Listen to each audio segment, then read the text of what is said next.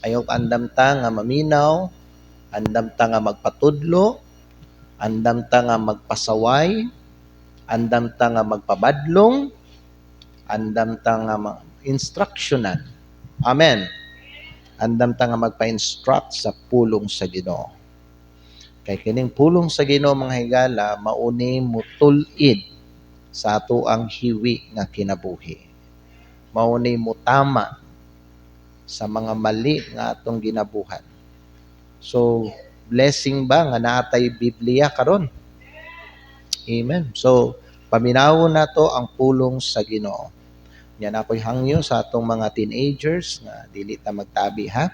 Maminaw ta aron naapod mo'y makatunan karon nga gabi. Let's open our Bible to 2 Corinthians chapter 3. Kunya basahon nato ang kining usa ka bersikulo sa bersikulo 2. The Bible says in 2 Corinthians chapter 3 in verse number 2, "Ye are our epistle written in our hearts, known and read of all men."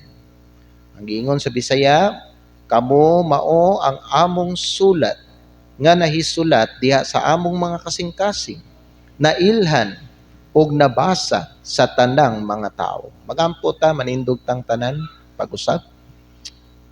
Mag-pray ta. Father in heaven, we ask that you bless your people and the visitors we have tonight. And I pray that you bless also your message. I pray nga kini nga mensahe, Lord, maghatag sa amuha og enlightenment, realization, encouragement, and challenge in our Christian life. I pray that through this, Lord, mo grow me, mabuild ang among faith, mahimo nga tama ang amuang paglakaw o ang among kinabuhi. Lord, give us a good understanding tonight. And help me, Lord, as I speak to your people through your word. Give me wisdom, I pray this. In Jesus' name, amen. Salamat og magalingkod kamong tanan. The message that we are going to talk about is don't ruin your testimony. Amen? Ayaw dauta ang imuhang testimony. Now, para masabtan nato mga higala, ang kaning pulong nga testimony, atuwa sa ni siyang i-define. No? Ang kaning testimony. Unsa maning testimony? Ang kaning testimony, mao ni siya ang makita nga ebidensya sa gibuhat sa Dios diha sa imong kinabuhi. That's a testimony. It is the visible evidence of what God has done in your life. O kini mga higala makita ni siya sa imong mga pulong, sa imuhang mga buhat, sa imuhang kinaiya, o sa imuhang lifestyle. So in simple terms, your testimony is how others see Christ through you. Ang kining testimony, mao ni siya mga higala, no? Ang kining paano ang mga tao makakita kay Kristo pinaagi sa imo diha sa imo. Ang atong Ginoong Hesukristo nag-ingon sa ato in Acts chapter 1 in verse number 8, that ye shall be witnesses unto me. So kinsa man mga higala ang giingnan ni Jesucristo diri?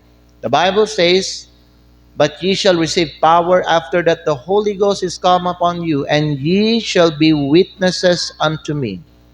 So kinsa man ang giingnan ni Kristo nga iyang mga saksi niya? Well, ang kaning mga giingnan ni Kristo nga mga witness niya, katuning mga tao nga nakakita, nakadungog, og nakaibalo sa iyang gibuhat para sa mga tao ug midawat ug misalig sa iya. Now, nagtuo ko nga sa ato ang panahon karon usata ana. Amen? Nakita nato dinhi sa pulong sa Dios unsa ang gibuhat ni Kristo. Nadunggan nato pinaagi sa pulong sa Dios kung unsa ang gibuhat ni Kristo para sa mga tao. Amen? He died for our sins. He was buried and He rose again from the grave after 3 days. Amen? Ug diha mga higala, no, na kumpleto ang kaluwasan sa tao. Ug kita sa mga nakakita, nakadungog ug nakaibaluan na midawat ta anang mensahe sa kaluwasan sa Dios. Ug ato na siyang gisaligan. Kinsa nga atong gidawat og gisaligan para maoy muluwas sa tuang kalag mao si Kristo. So kita sa mga nakaibalo og nagsalig og nagdawat sa manluluwas mga higala, kita ang giingnan ni Kristo nga mga saksi niya.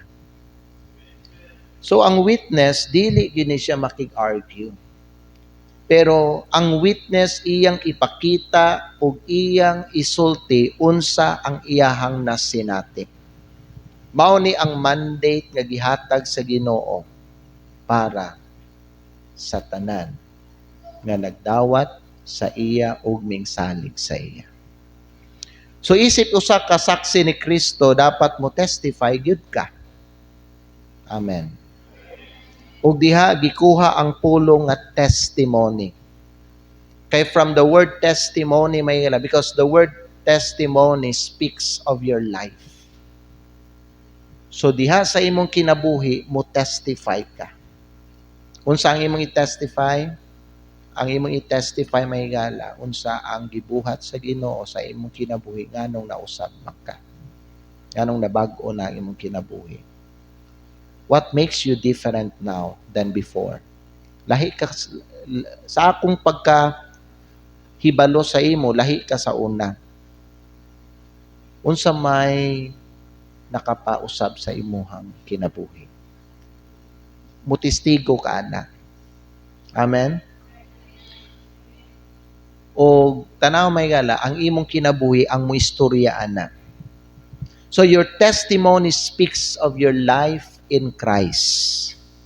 So kung hisgutan ang imong kinabuhi, mga igsoon, ang akong pangutana, kung hisgutan o istoryahan ang imong kinabuhi, makita ba gyud si Kristo diya sa imong kinabuhi? Kay sa testimony biya no, tanawon biya dinhi ang imong ginasulti, tanawon dinhi ang imong ginabuhat, ang paagi sa imong pagkinabuhi, kung consistent ba siya, o ang imong bag-ong kinabuhi. From old life to new life in Christ. So in short, ang testimony mao ni ang life story nimo. Mao ni ang istorya sa imong kinabuhi. Since nga ikaw mingingon ka nga imuha ng gidawat si Kristo og naluwas na ka, and this proves the power of the gospel. Higala, mao na ang Biblia nagtudlo sa ato at to guard our testimony. You know why?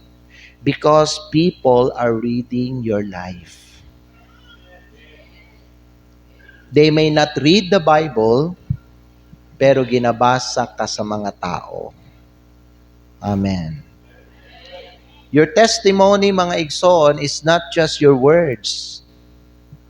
Kung atong hisgutan ang testimony, may gala, mauni ang imong kinabuhi. People are reading you and following you. Every day. And you know what? One careless act or decision can destroy years of Christian witness. Mo na importante nga mag-amping ta sa atong kinabuhi kay ning ingon na manggudta sa mga tao nga iya na ta ni Kristo. Ning ingon na manggudta sa kalibutan nga anak na ta sa Ginoo. Ning ingon na manggudta mga higala sa kadaghanan nga mga Kristohanon na ta. And they mark those words in their mind and in their heart. And now they are following you They are reading your life. Di ba, gikanta na to kaganina, mga igala? Your life's a book. Di ba no? Sa Let Others See Jesus in You. Your life is a book that people reads. Mao na mga igsoon nga bantayan nato ang atoang testimony. And that's why mga igala, nag-ingon ang pulong sa Diyos sa ato in 2 Corinthians chapter 3 verse 2, ye are our epistle. Kamo, matud pa ni Pablo, ang among sulat nga nahisulat diha sa among mga kasing-kasing na ilhan ug nabasa sa tanang mga tao. Igsoon paminaw, kung ikaw Kristohanon ka, nailhan ka sa kadaghanan nga tao. Because you are a peculiar person. You are different from them. You are unique. You are special. You are an extraordinary person. Because you do not belong to the world. Mo na mga igsoon, obvious ka, ma-recognize ka sa mga tao. Because as Jesus said, you are the light in the world. Ang tanan nga naa nagpuyo sa kangit-ngit, mutan-aw sila sa imo kay ikaw ang suga. Ikaw ang kahayag. Ma-recognize ka. Mo nang gingon ni Pablo, nabasa o nailhan sa tanang mga tao. Amen. Bisan pa nga imong itago ang imuhang ilhanan, imuhang identity.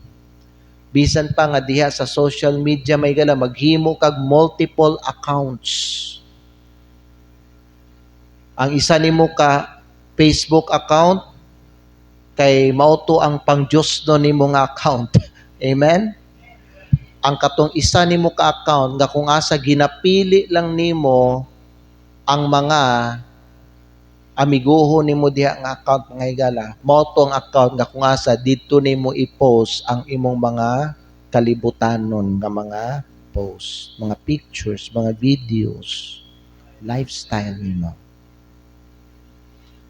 Bisan pa mga higala maghimo kag multiple account para ikaw mga higala makaikyas ka, makalayas ka sa pananaw sa uban nga mga tao dili gihapon. Mailhan gihapon ka, madakpan gihapon ka. Ngano man suga ka diri sa kalibutan. You see, you need to understand that the goal in our Christian life is not perfection, but it's consistency. Dili man ta ma-perfect. Pero ang Diyos nag-ingon sa ato, be consistent in your Christian walk. Be consistent in serving the Lord. Be consistent in your obedience to the Lord's commands. Be consistent and be humble. Kana ang goal sa Christian life. Amen. So this evening, let me give you 5 things concerning testimony. Kung kaluyan sa Ginoo, atuan ning mahuman. Kung dili, atua lang ning ipadayon. Okay? Number 1, mga igsoon, your testimony affects others. Ang imong testimony or ang imong kinabuhi, makaapekto na siya sa uban nga mga tao. Unsa ang giingon ni Kristo in Matthew chapter 5 verse 16? Let your light so shine before men that they may see your good works and glorify your Father which is in heaven. You see mga igala, ang imong kinabuhi can either draw people to Christ or push them away from Christ. Gadepende na sa unsay imong ginapakita diya sa imong kinabuhi. Gadepende na kung unsay estilo nimo sa imong kinabuhi igsoon? Kana ba ang imong kinabuhi nagapadani ba mga tao paduol kay Kristo? Nagakabig ba na, nagapangabig ba nagkalag diha sa Ginoo o nagapalayo siya diha kang Kristo? Hinumdumi ninyo mga igsoon, kita ang gipiyalan sa Ginoo diri sa kalibutan. Kay samtang wala pa siya ning balik aron kwaon ta niya, kay didto giandam pa niya ang atong lugar sa taas.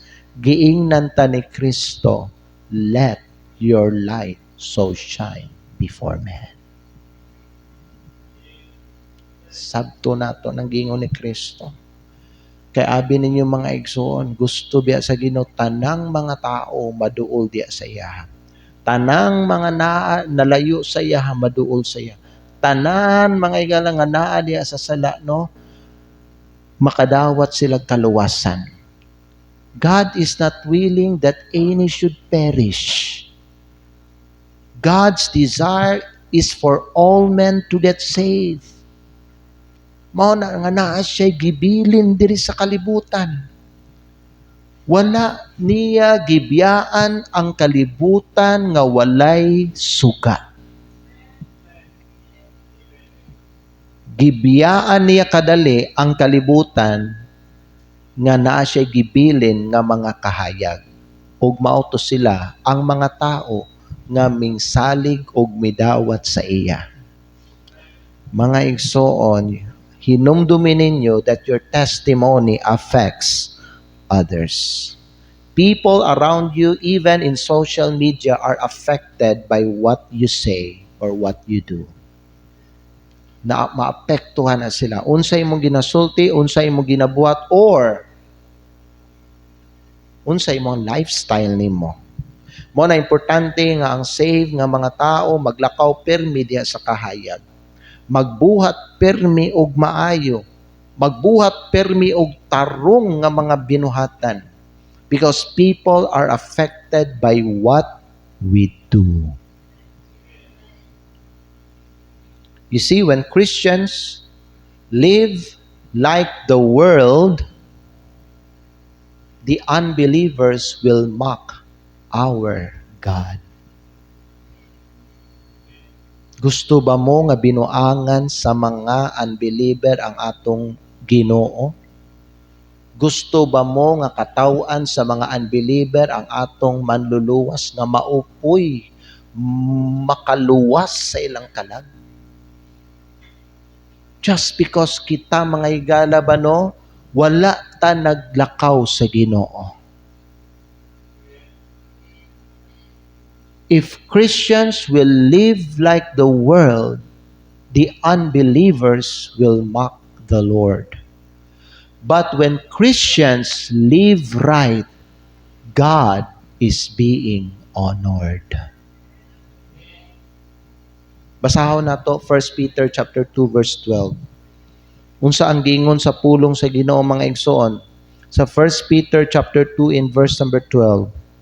Gingon diri sa pulong sa Ginoo nga nagabaton sa inyong pagkinabuhi nga matinud-anon, taliwala sa mga hintel o sa mga unbelievers, nga samtang sila nagsultig batok kaninyo, ingon nga mga mamumuhat og dautan, sila pinaagi sa inyong maayong binuhatan nga ilang nakita maghimaya sa Diyos sa adlaw sa pagduaw. Kita ninyo? Having your conversation, having your life honest among the Gentiles, that whereas they speak against you as evildoers, sila pinaagi sa atong mga maayong gipakita nga buhat, nga ilang tutukan ug tan-awon, they will glorify God in the day of visitation. Kung kita magkinabuhi para kay Kristo, paminaw, ang Diyos mapasidunggan. Ang Diyos mahimaya diha sa ilang kinabuhi. Pero kung kita maglakaw ta sa kalibutan, paminaw. Kung kita magbinuang ta, kung kita magpasaway ta, magpabadlong ta, paminaw mo igsoon, ilahang katawan ang atong manluluwas o Ginoo. Dili sila mutuo sa ato ang Ginoo. You need to understand that people are being affected by your testimony. Busa, importante nga kita, kung unsa man ta, teenager man ta, young adult man ta, senior citizen man ta, kung kita Kristohanon, importante, ampingan nato ang atong testimony. Kay naay mga tao nagtan-aw sa atua. Bisan mga igsoon, diha sa imong Facebook naay mga tao nagsunod sa imuha. Usa lang nimo kapindutan, usa lang kamali nimo nga pindutan sa Facebook, maapektuhan ang tao nga nakakita ato. Amen. Your testimony affects others. Number two, shun evil because sin can damage your influence. Kasabot ba mo ng word shun? Sa Bisaya, anang pulong nga shun means likayi. Shun evil, likayi ang dautan. Kay balo ba mo nga no? Kay ang sala makadamage sa imong influence. Makaguba siya sa imong influence.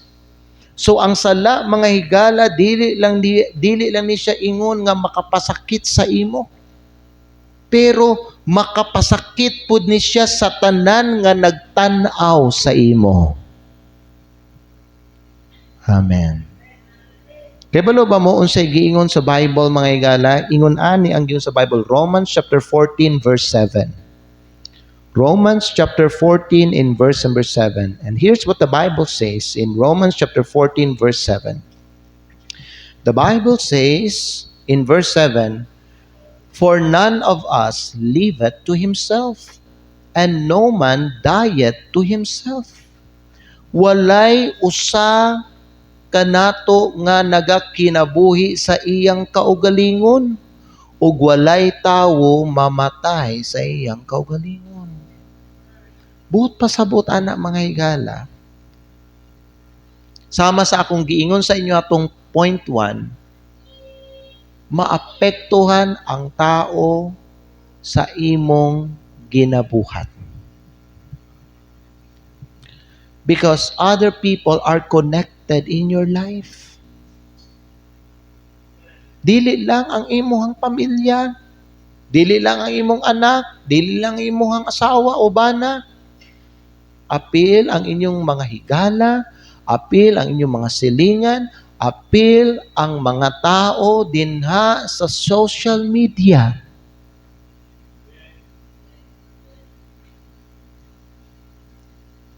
So kung ikaw dili mulikay sa mga dautan nga mga lihok o dautan nga mga buhat, madaot gyud ang imong influence. Kung ikaw mo yield sa sala o sa tentasyon, dili lang ang imong kinabuhi ang masakitan. Hasta tong mga uban nga tao nga nagtan-aw sa imo, masakitan pud sila sa imo. Amen. Mo na ang giyon sa Bible, 1 Thessalonians chapter 5 verse 22.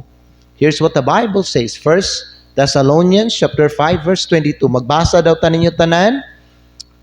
1 Thessalonians chapter 5 verse number 22. Sabay-sabay ta ninyo. Ready? Begin. Abstain from all appearance of evil. Paglikay gikan sa tanang dagway sa kadautan. Nganuman.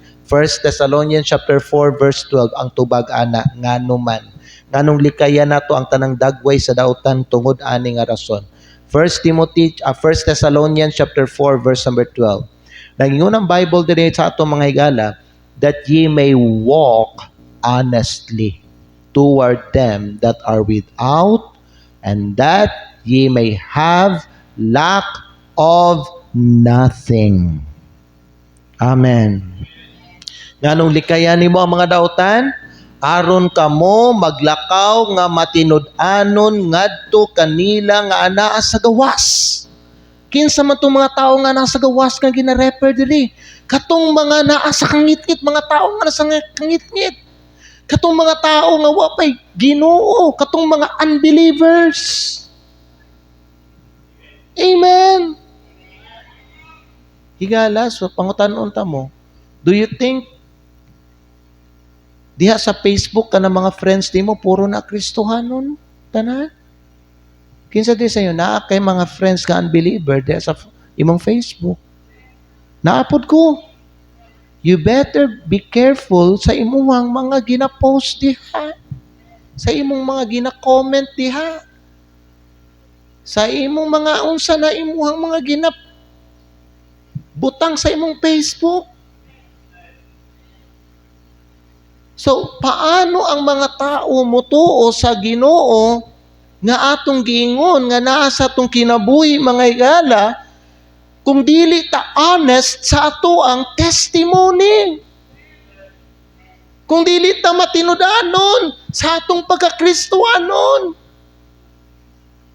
Maayo lang data kung adlong Domingo, pero behind aning pagsimba nato, luyo aning mga ginapakita nato nga pagkabalaan at tubangan sa mga tao, naaday tay mga anomalya, naaday tay mga ginabuhat nga dili makapahimaya sa Dios, naaday tay mga ginabuhat nga makapasaway. So how can they believe on our Savior and Lord if we're not honest sa ato ang paglakaw sa atong Christian life? Unsay rason nga nung dapat ka mulikay sa mga dagway sa dautan? That ye may walk.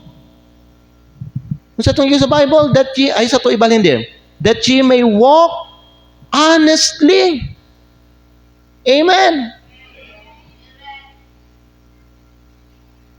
In verse number 12, aron kamo maglakaw nga matinud-anon ngadto kanila nga nasa gawas, ug aron kamo dili makulangan sa bisan unsa. Amen. Isa pa ka bersikulo. Basahon nato ang Psalms chapter 37 in verse 27 and 28. Psalms 37 in verse 27 and 28. Kung sa gigon sa Bible diri sa ato mga higala, Salmo 37, versikulo 27 o 28. Ang pulong sa Ginoo nagingon diri sa ato, biya sa dautan, og pagbuhat og maayo, og pagpuyo sa kahangturan. 28. Kay ang Ginoo nagahigugma sa paghukom. Remember that God loves judgment. Og wala nagasalikway sa iyang mga balaan. So kung ikaw magkinabuhi ka nga balaan, dili ka isalikway sa Ginoo. Giyon sa Biblia, sila gipalungtad sa kahangturan. Apan, tanawang sunod, ang kaliwat sa dautan paga puuhon. The seed of the wicked shall be cut off. Naminaw ba ta? Muingon ka, ako maning kinabuhi, tinuod igsuon. Kanang muingon ta ba no nga ako maning kinabuhi, nganong magbuot man mo? Kinsa man mo nga hilabtan ko ninyo? Kinsa man mo nga murag kamoy magbuot sa unsay gusto nako nga buhaton? Okay lang unta na kung wa ka ning ingon nga luwas ka. Okay lang unta na kung wa ka ning ingon nga anak ka sa Dios. Ang problema kanang ningingod ta ba nga anak ta sa Ginoo, luwas ta Kristohanon ta.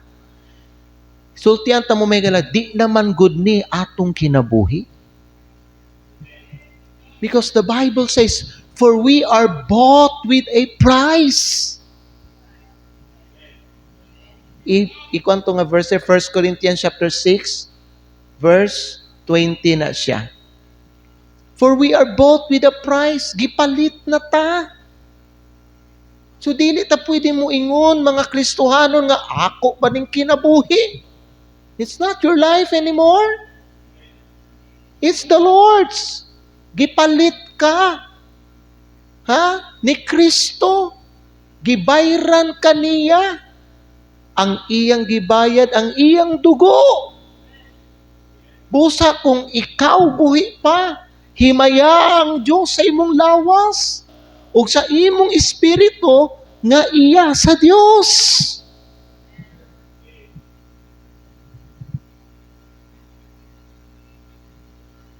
Di ta pwede nga ako ning kinabuhi. Muingon man ta ingon na. Labi mga tao, dili sila gusto hilabtan, no? Masuko sila. Kung hilabtan nimo ang ilahang personal life, mga igsoon, malain na sila sa imo.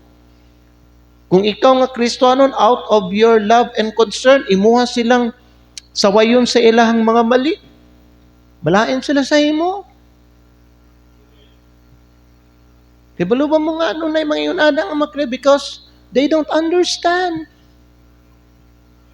Nga sa ilang ginabuhat, o sa ilang ginasulti nga, ako maning kinabuhi. Ano magbuot man mo?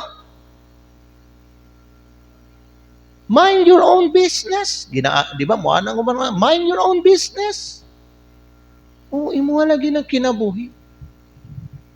Pero, ang mga kalag na apektuhan sa imuhang ginabuhat. Namiligro ang kalag sa mga tao tungod sa imuhang ginabuhat. Wa na'y mutuo sa Ginoo. Di na sila mutuo sa gospel. Kaya nga naman, ikaw manggod, ningingon ka, Kristohanon ka, may pag ningingon ka anak ka sa yawa. May pag ningingon ka, iya ka sa kalibutan. Kaysa ka nang angkuno nimo ang Ginoo, ang manluluwas sa imong kinabuhi, and yet you are walking in darkness. People won't believe the Savior anymore. Kanya kung mamatay sila, malaglag sila sa impyerno because of you. Kaya mo ingon ka, it's my life! Sabi kanta na, no? It's my life! Wordly, yun nakakanta ba? It's not your life anymore. Ye are bought with a price. Higsoon, kinahanglan ba no nga naunaon nato ni? Kay naabihay gihatag ang Ginoo nga mission sa atoa. That's why we are still here. Wala ka din sa kalibutan para lang manginabuhi, para lang mo survive. Wala ka din sa kalibutan para lang mag-enjoy sa unsay gusto nimo buhaton. You are here because God has a purpose for you. And that purpose, mga igala, is ikaw ang magsilbi nga kahayag niya diri sa kalibutan. Samtang wa pa siya ning balik.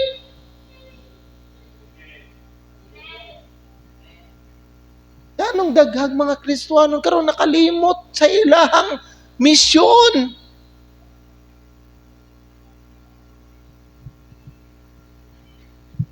You know, it's very sad, may gala, daghag mga Kristohanon karon nga ning dawat sa dautan, nagbuhat og dautan.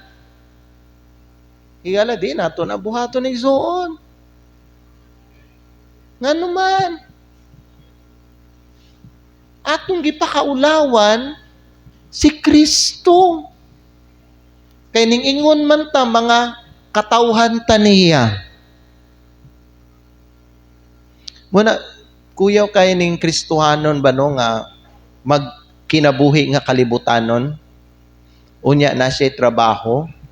Unya diha sa iyang trabaho puros unbeliever iya makauban. Unya siya wala naglakaw sa kahayag, paminaw. Dako kay nag-accountability. Ngano man daghan siya mapa-impyerno. Ngano naglakaw siya parihas ato sa ilaha. We are called to be different. Mga igsoon. Naminaw ba mo? We are called to be different. Amen. Basahon na to ang verse, Romans 14:7. And I think, dili lang ta muhunong sa point number 2. Ato na lang ipadayon sa lahi na to nga meeting, ha? Pero basahon na to ang mga bersikulo. Giyon sa Bible, Romans 14:7. O sige, giyon sa Bible, for none of us liveth to himself. Kana ba nung moingon tanong nga, ayaw lang mo kakuan good, ayaw lang good mo kaguol sa ako, ayaw lang good mo kabalaka. Ako aman ning kinabuhi. Ako aman ning binuhatan. Ayaw lang mo kakuan. Padayon lang mo. Padayon lang mo sa inyong pagsimba. Padayon lang mo sa inyong ginabuhat diha. Ayaw lang mo kakuan sa ako kay ako aman eh. Ako aman ning gusto. Di ka pwede magsultihan na maapektuhan gid ako mga igsoon. Sige sa Bible, for none of us liveth to himself. Kana mo ingunta nga, ayaw lang gud mo paapekto gud. Ako man ning kinabuhi. Kanya-kanya man tag kinabuhi, kanya-kanya man tag kaluwasan. Tinuod mga igsoon, kanya-kanya tag kinabuhi pero maapektuhan gyapon. Because the Bible says, none of us liveth to himself. Amen. Ang usapang giyon sa Bible, isa pa ka verse, 1 Corinthians chapter 8 verse 9. Unsa giyon sa Bible diri, 1 Corinthians chapter 8 in verse 9. Ang pulong sa Ginoo nagsulti sa ato diri mga higala, 1 Corinthians kani ang last verse nato. 1 Corinthians chapter 8 in verse number 9. Giyon sa Biblia, apan pagmatngon basin sa bisan unsa nga paagi kining kagawasan ninyo mahimong usa ka kapandulan ngadto kanila nga mga huyang.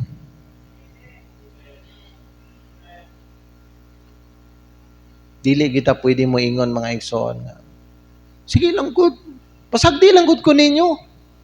Ako aman eh. Padayon lang pud mo sa inyo diha. Nakadungo mo mga inana nga mga pulong sa mga tao.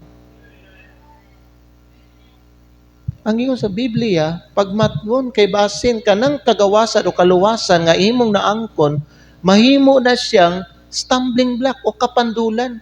Labi na atong mga tao nga huyang. Mo na nga ato pong huna-hunaon ng uban nga mga tao. Before kita mobuhat og usa ka dautan o usa ka butang nga dili maayo sa mata sa Ginoo igsoon, try to consider. I-consider sa. Maunsa ang akong mama, akong papa, maunsa akong bana, maunsa akong asawa, maunsa akong mga anak.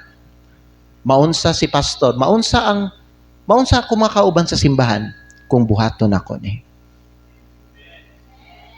Basin ako'y mahimong hinungdan, mapandol, labi na tong mga bag-o pa nga Kristohanon. Kaya ang kaning mga huyang bitaw diri, mao ni sila kato mga bag-o lang nagpabautismo. Mga huyang pa man na sila. Kay mga bata pa man na sila spiritually. So panalitan, makitaan kanila diya sa nakagibuhat nga dili maayo. Diya sa Facebook, diya buyab kag unbeliever dira. Igsoon, kay balo ba mo nga bisag dili nimo friend ang tao, mo appear usay si Facebook iyahang i-post kinsa tong iya tong i-promote ang katong tao nga dagag ka follow. Mo na bisag dili nimo friend ang tao, makita nimo siya nga nag-follow anang tawhana.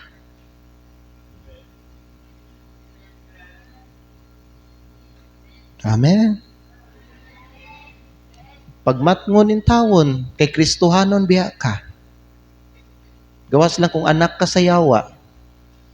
Dili mi matingala nganong mubuhat ka na, pero kung nagsulti ka, Kristohanon ka, anak ka sa Ginoo, katawhan ka sa Dios. Si Kristo ang imong manluluwas o Ginoo, pagmatngon kay basin mahimo kang stumbling block sa mga huyang nga Kristohanon. Amen. Shun evil, likayi ang dautan because sin can damage your influence. Kung sa gingon ni Lord Jesus Christ, ye are the salt of the earth. Ang asin, kuyaw siya influence. Kay nga naman, makapreserve siya og pagkaon. Makapalami siya og kanang sudan. Tama? Daghag mahimo ang asin. Ingon ana ka-influential ang asin. And the Bible says, kita ang mga asin sa kalibutan. Ayaw wala ang imuhang kaparat, ang imong lasa, ipabilin siya. Ayaw himua nga walay pulos ang imong testimony. Amen? I hope natin nakatunan karong gabi. Ito ko itong mga ulip yung itong mga mata.